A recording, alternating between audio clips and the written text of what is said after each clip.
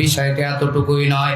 আল্লাহ বলেন যেই বান্দা আমি রবকে রব স্বীকার করে নেওয়ার পরে বিনিময়ে তার উপরে নির্যাতন আসবে, জুলুম আসবে, অন্যায় বিচার হবে, এই বান্দাটা যখন এক পর্যায়ে নির্যাতনের স্টিম রোলারের মধ্যে পিষে যাবে, বান্দা যখন এক পর্যায়ে নির্যাতন সহ্য করতে করতে বান্দার যখন মৃত্যুর পর্যায়ে এসে যাবে, আমি আল্লাহ রব্বুল আলামিন আমার বান্দার উপরে ওই সময় ফেরেশতা নাজিল করে দিব।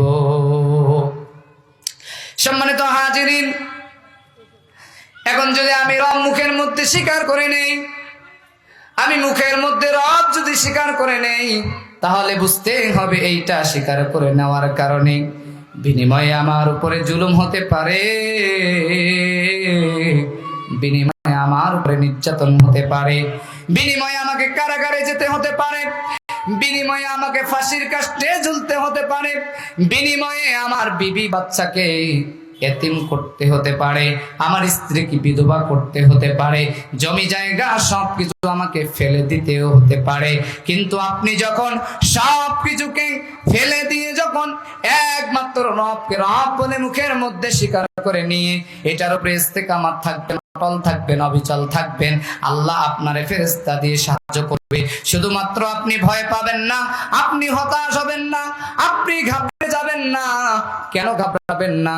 কারণ আল্লাহর ফেরেশতারা আপনার জন্য শুধুমাত্র আপনার উপরে এসে মাথার মধ্যে হাত দিয়ে দোয়া দিয়ে চলে যাবে না।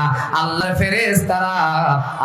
ফেরেশতারা আপনার জন্য আপনার দুনিয়াতে আপনার ব্যবসা, আপনার বাণিজ্য, আপনার চাকরি, আপনার কোম্পানি, আপনার সন্তানাদি, আপনার পরিবার সব কিছুর দায়িত্ব এক ফেরেশতারা নিয়ে নেবে।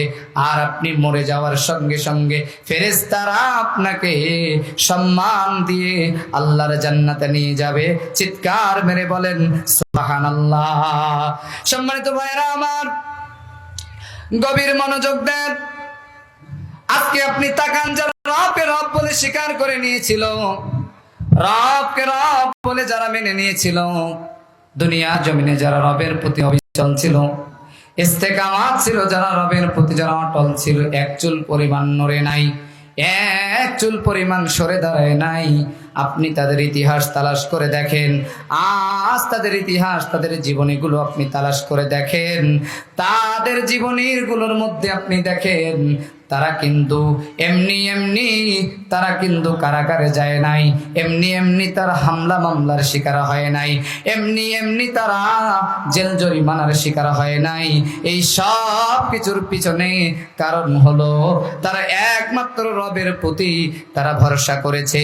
তাদের ভরসা ছিল, আমরা যে রবকে রব বলে স্বীকার করে নিয়েছি, আমরা যে আমাদের রবকে রব বলে স্বীকার করে নিয়েছি, এই রব যে ঘোষণা দিয়েছে, ফেরেশতারা এসে বলে ভয় পেও না, টেনশন করো না, আর আল্লাহ যে তোমাদের জান্নাতের ওয়াদা করেছে, তোমরা জান্নাতের সুসংবাদ পেয়ে খুশি হও।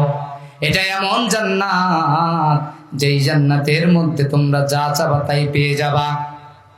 সম্মানিত ভাইরা আমার, একান্ত আপনজনেরা আমার, কিন্তু আজকে দেখেন, আপনি আমি মুখের মধ্যে স্বীকার করে নেই আমাদের রব, এই যে রব বিষয়টা, এটা সাধারণ কোনো বিষয় নয়।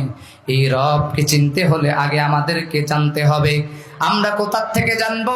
আমাদেরকে যদি রবকে চিনতে হয়, রবকে যদি আমাদের খুঁজতে হয়, তাহলে আমাদেরকে ১৫০০ বছর আগে আল্লাহর নবীর উপরে যে কিতাব নাজিল করেছে, ওই কিতাবের কাছে আমাদেরকে আসতে হবে। কথা বলেন ঠিক কিনা? শুধু